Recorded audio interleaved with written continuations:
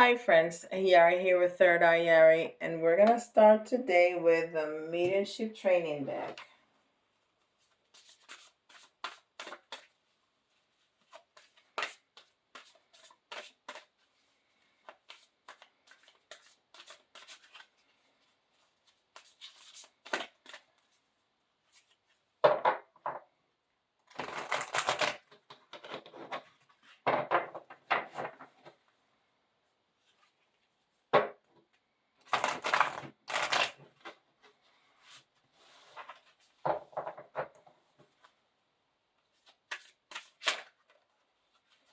Alright.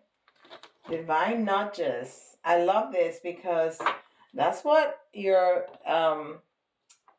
spirit guides and angels do for you. They kind of give you a little push so you pay attention to some of the messages and some things that you need to pay attention in your life that maybe you're not paying attention because we have such busy lives and we have so much noise going on around us all the time.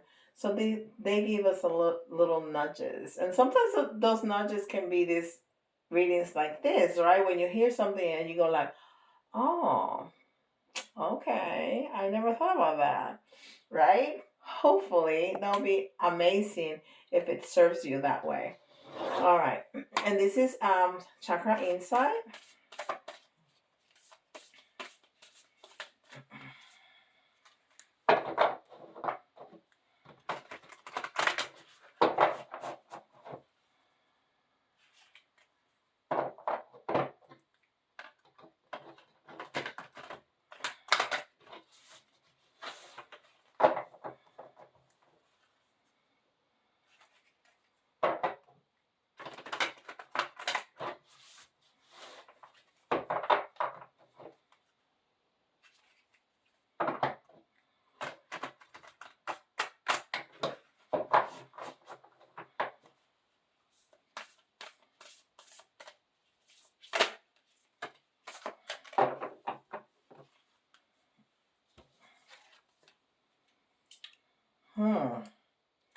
Presence.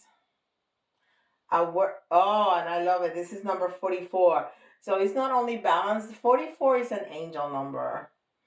And we're talking about angels giving us divine nudges. I mean, it can be other entities other than angels, but that's definitely an angel wing. Not that angels really have wings, but that's the perception that we have. So that alone is tying one card with another because this is number 44 and 44 is an angel number. So it says awareness, attention, reality, connection. So yeah, it's feeling that presence and seeing the connection and having the awareness. I love it. I love when one deck clarifies, or one card from one deck clarifies another card from another deck, just like that. Presence. And look at that young lady. She is having such awareness and attention and connection to that little bumblebee that is flying right beside her. I love it. I love it. Number angel 44 means that we are on the right path. So I think this is telling us again that this is the right path, that this is the right message that we need to deliver today. Beautiful. And this is Wisdom of the Hidden Realms. With Hidden Realms. And we have the Dragon's Duel. Inner conflict, morality, conscious choice. So we're not only going to have an awareness and that connection, but we're having some conflict between something that we want to do, but we know that we shouldn't do. Wow. And it's number 23, which is partnership, it's community, or the Empress, very feminine, but together is 5, which is conflict. Conflict and transformation, because when we're done with the conflict and we heal, we transform, right? Conflict. And it reminds me a little bit of, the eternity sign. It also, my eyes are really drawn to that moon, and the moon is hidden information, unknown information, things unknown. All right, so we may even have a conflict that we don't have the awareness of it, and that's the little nudge that is giving us, that we need to have an awareness of this conflict that we may or may not be aware of inside of us. Oh, I love it. And this is Archangel Michael's Sword of Light Oracle.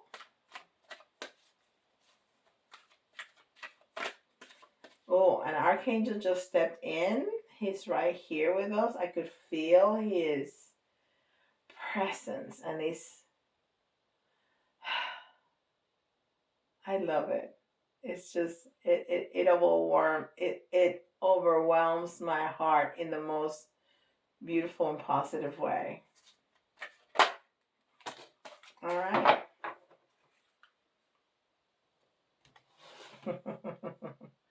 Yes, you are correct.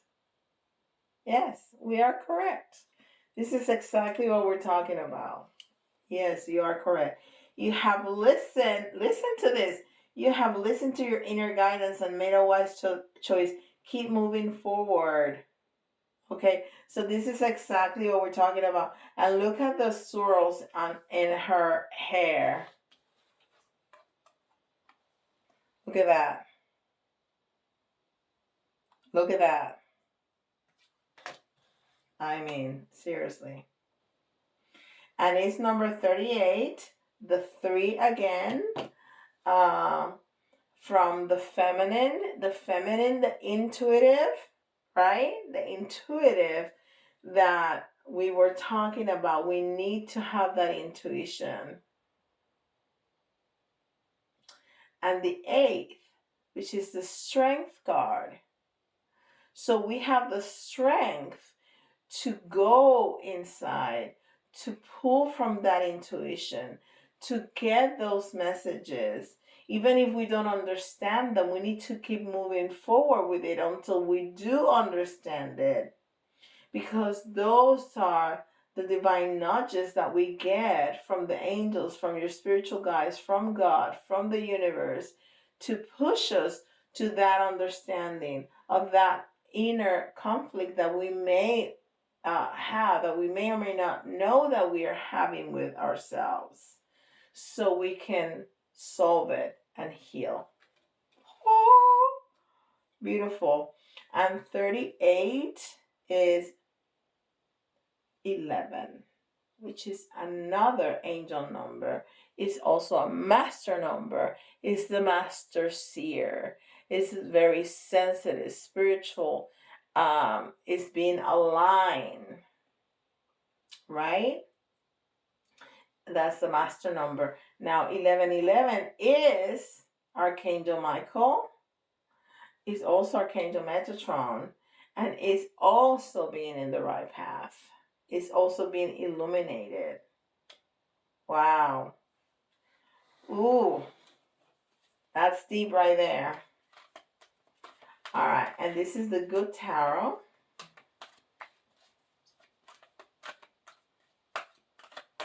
And I like this deck because it's so very gentle. So very gentle. No scary images of dead people. You know, like the 10 of Swords. That is somebody with 10 swords on their back and they're laying down on a pool of blood. You know, nothing like that. The energy of the cards are very different too. So the images are not only not scary, um, but the energy of the cards are very different because the images change the entire almost meaning of the card. You can still, because we know what the card means originally, but just the image being so different, it moves away from that original meaning and gives you a different perspective, which is what you want from different tarot decks, to give you a different perspective. So your readings have more depth to them. So every time you see a card, you don't say the same thing because you get a different message with the different images. Of course, even if you were to use just one deck, you really want to use your intuition. And of course, the placement of the cards and the other cards around changes that messages and the question that you're asking specifically. Um, but the different depictions of the cards help that intuition to move and switch to the different places and different messages.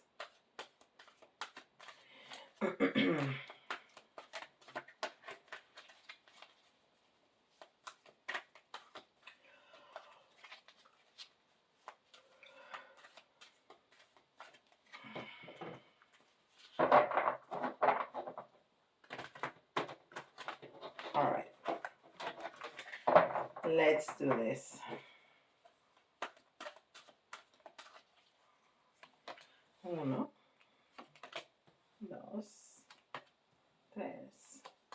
1, 2, 3, 4, 5.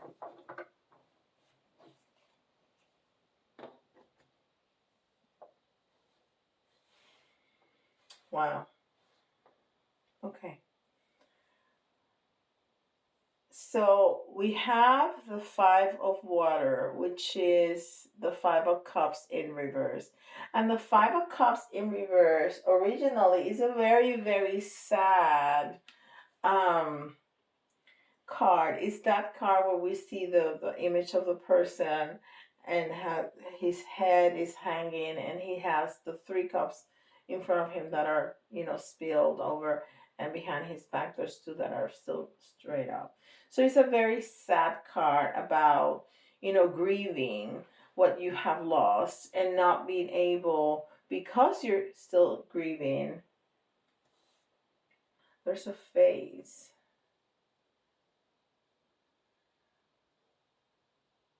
It's a little distorted. Okay, we need to see what that means.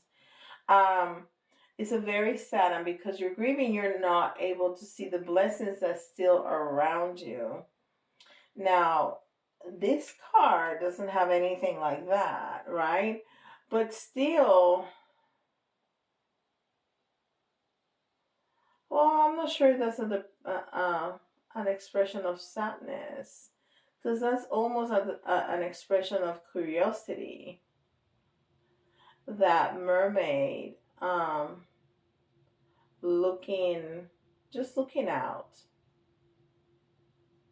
just looking out.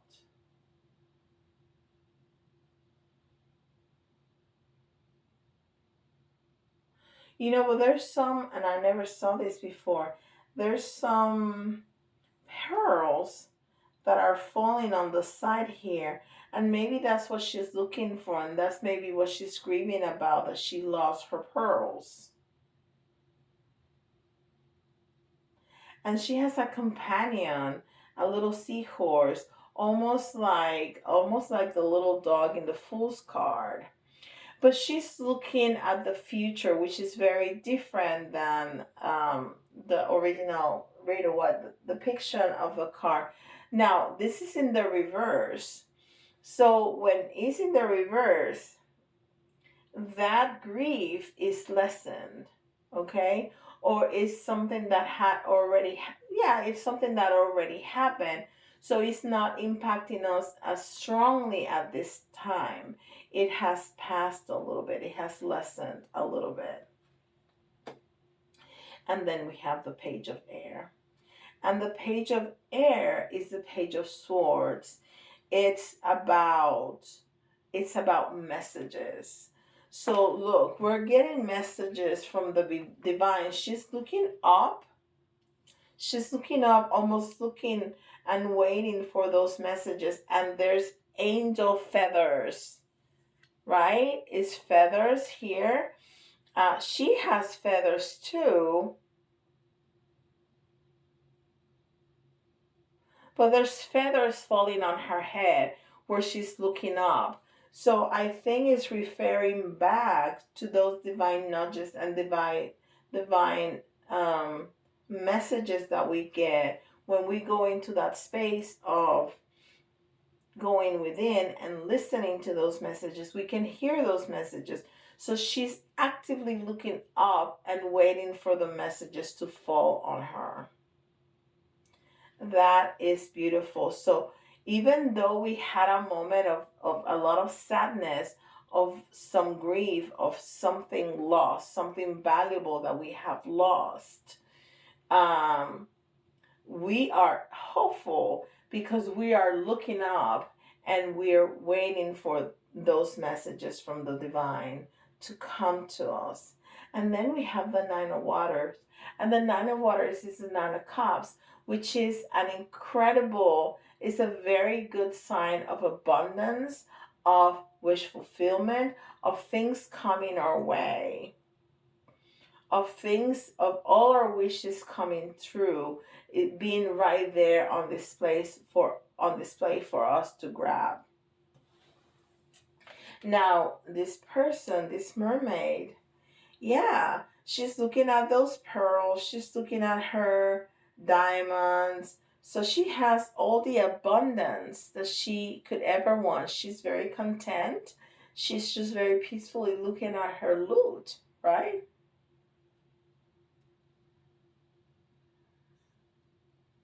She has pearls. She has a chest right there, like a treasure chest with, well, she has a humongous diamond right there, and she has string of pearls, but she has diamonds and things and other jewels falling almost like bubbles, right? In that big chest.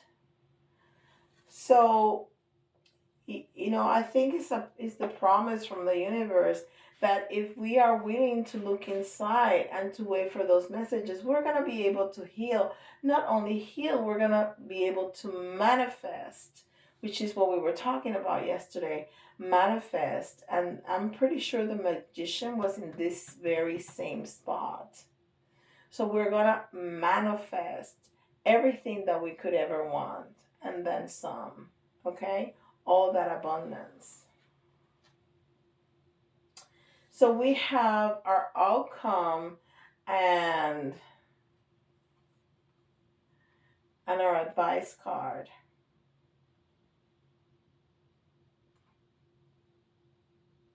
And then we have the Two of Water. And the Two of Water is the Two of Cups. It's about commitment. It's about partnership. It's about partnering with another. And then transformation. We're going to transform. This is card number 13. It's a death card. But that's why it's the good tarot, and it's very gentle because it doesn't talk to us about death. It talks to us about transformation, which is the same thing because death is an illusion, right? Well, the body dies, but that's not what's most important. What's most important is our soul, is our spirit, which continues. So it's transformation. And that little girl has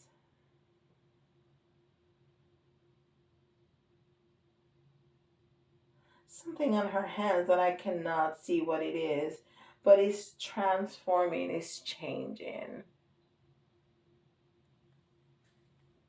It's changing right in front of her in something completely different to what it was before. Okay? And that is what transformation is. So there's something about a relationship, and it hasn't happened yet because the Two of Water was upside down. So either that energy is blocked or it's telling us that we still have to do this work first and get that communication from spirit, those nudges, that awareness, that presence, that healing, before we make this happen, this connection happen. But that's going to be very transformative. That's, that's our outcome. We're going to change. And there's always change after conflict and after grief and sadness.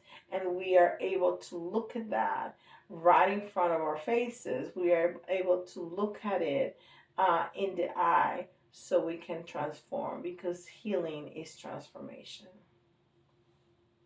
I mean, that's a beautiful message. That's a beautiful message. And we just need to be present. We just have to stop several times a day and get off the computer, get off the phone, and be present in our lives. Be present with the people that are around us. Talk without be looking at your phone. Put it down. Pay attention. Okay?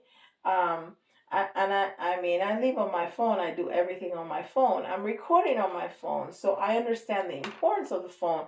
But it's also important to keep that human connection. Okay? And some people are like preferring to text instead of call. And sometimes that's very easy to do. But when somebody is important to you, call them. And when somebody is in front of you, put the phone down. Put it down. Pay attention. Okay? So it's important to be present, because when we're present, then we can listen to those messages. Because until we're present and we're not listening to those messages, we're not going to know what this inner conflict is. And we're not going to be able to get the messages to heal. And then we're not going to be able to manifest what we want. So, it's a domino effect. We need to do the work. And that requires the effort of looking inside to get the necessary information. All right. So again, this is for all, and it's 22:22, right? When I looked at my clock, that's amazing. Again, I think like almost every day, this is for everybody, but I'm gonna get some signs out, and if you hear your sign, listen again, because inevitably you're going to be, I cannot even talk today, you're gonna hear something the second time around that you didn't the first time around. And we got Gemini again. We got Gemini yesterday, and Gemini is the two little fishes, so I think it's confirmation.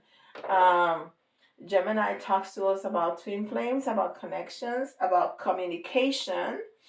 Okay. Oh my God, these are like the same. We got Libra also, just like yesterday, which is balance. And we talked about balance here too. And Aquarius. We didn't get Aquarius yesterday, but Aquarius is talking to us about new beginnings. Okay? New beginnings. Beautiful. Okay, the letters. You can see your own initials or somebody else. Who was here? What is that doing there? Goodness gracious. Your somebody else's initials, or if the letters remind you of a word, that's an extra message for you. We got T. We got a lot of letters. We got T, V, TV. Maybe you're gonna get a message from television. N, Y for Yari. K,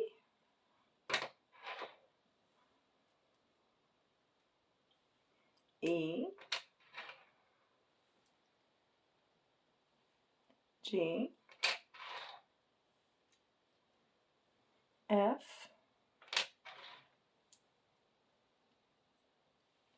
I,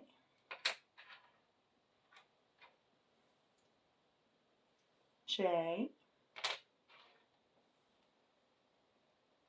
Z, B. going to get 3 little charms and 3 big charms. 1, 2, 3.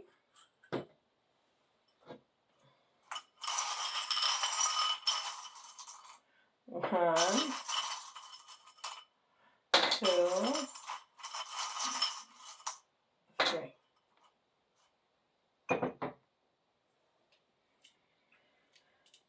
Oh, okay. So we got laugh. And I think this is an important message because sometimes we talk about so very serious things. We need to remember to laugh. Laugh is a great medication. Laughing it's crucial. And we have peace, of course. Peace.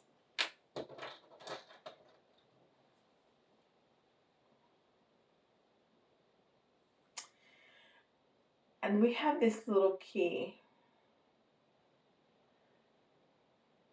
And it's almost like a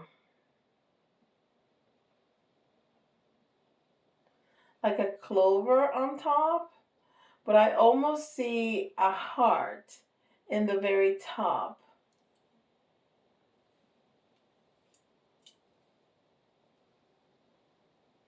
So I think that, you know, this is gonna be an important connection that you're gonna be healing and transforming here.